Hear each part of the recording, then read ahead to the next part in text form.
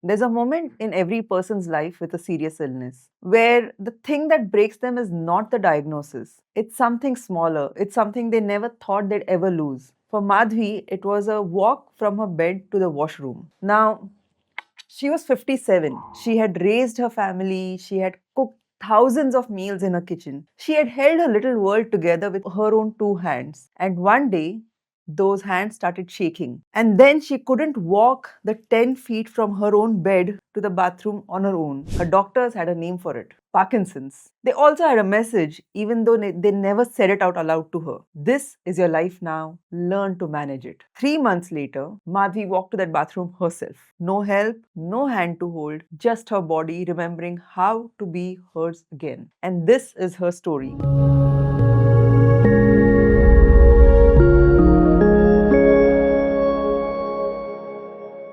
This is Mugdha Pradhan, CEO and founder of iThrive. I'm a functional nutritionist. And in today's episode of Stories of Healing from the Tribe, I'm going to tell you Madhvi's story. But I want you to understand who Madhvi is before I tell you what happened to her. Because her story, like every story I share here, didn't begin with the tremors. It began long before. She had Hashimoto's for years, an autoimmune condition where her own body had slowly started turning against itself, her immune system treating her thyroid like an enemy. Then came pneumonia, a serious one. And after that pneumonia, her body, already exhausted, already inflamed, already running on fumes, just started shaking. She couldn't hold things steady, couldn't balance, couldn't sleep, waking up 5, 6, 7 times a night to use the bathroom. Her body was basically running every alarm it had all at once. And here is the thing I want you to sit with for a moment. By the time Madhvi came to us, she had seen specialists, she had done tests, she had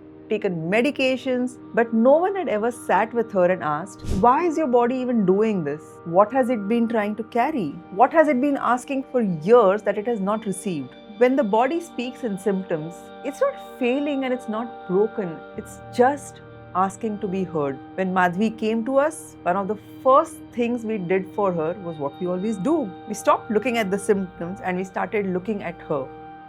Our root cause analysis found something none of her previous doctors had investigated: her mitochondria. Now, I know that sounds very scientific, but let me bring it close to the body where it matters. Your mitochondria are not just biology. They are, in the most literal sense, your body's capacity to make life. Every time your heart beats, every time your leg lifts, every time your brain tries to send a signal from one nerve to another, that requires energy.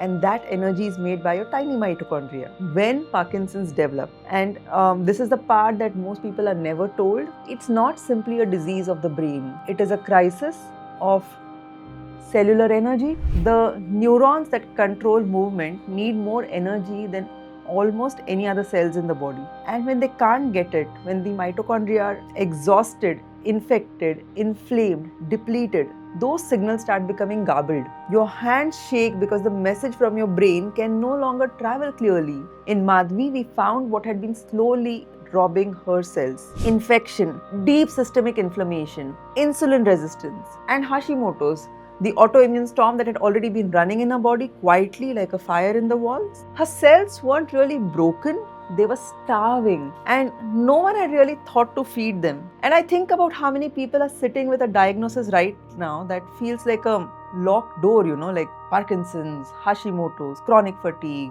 multiple sclerosis, diabetes, something with a very long name and short prognosis. And I think about how many of these people have been told, not always in words, but in that feeling of a 5-minute appointment, that their body is something to be managed, something to be maintained, not something that can actually heal. The science, real science, not wellness influencer science, tells a different story. The body, when given what it genuinely needs, has a profound, almost bewildering intelligence. It knows how to move towards life. It does this the way a plant moves towards sunlight. Not because it decides to, but because that is its deepest nature. Madhvi's body had not forgotten how to heal. It had simply not been given the resources, the space, and No one was even asking the right questions. And we were going to change that. We started where we always start, with food. Not a diet, not restriction, but actual nourishment. The kind of nourishment that reaches the cell. We removed the foods that were keeping inflammation alive in her body, the foods that were actually in effect kind of pouring petrol on the fire her body was already exhausted trying to put out. We brought in bone broth, high quality animal protein, foods that her mitochondria could actually use to use as raw material, building material. We asked her to sit in the morning sun for 15 minutes each day, and that's not a poetic suggestion, okay, that's physiology, because sunlight initiates vitamin D production, regulates circadian rhythm, calms a dysregulated nervous system, and her body had been starved of this too. We gave her targeted support.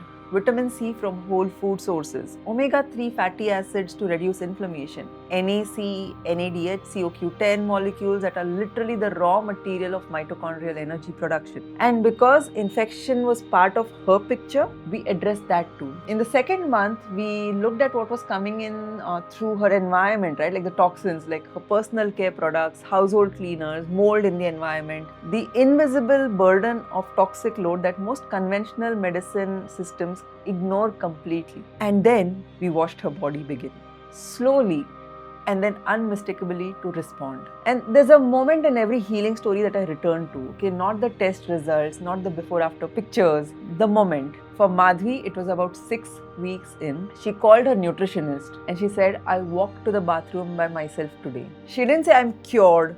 She didn't say, "My tremors are gone." She just said, "I walked to the bathroom by myself."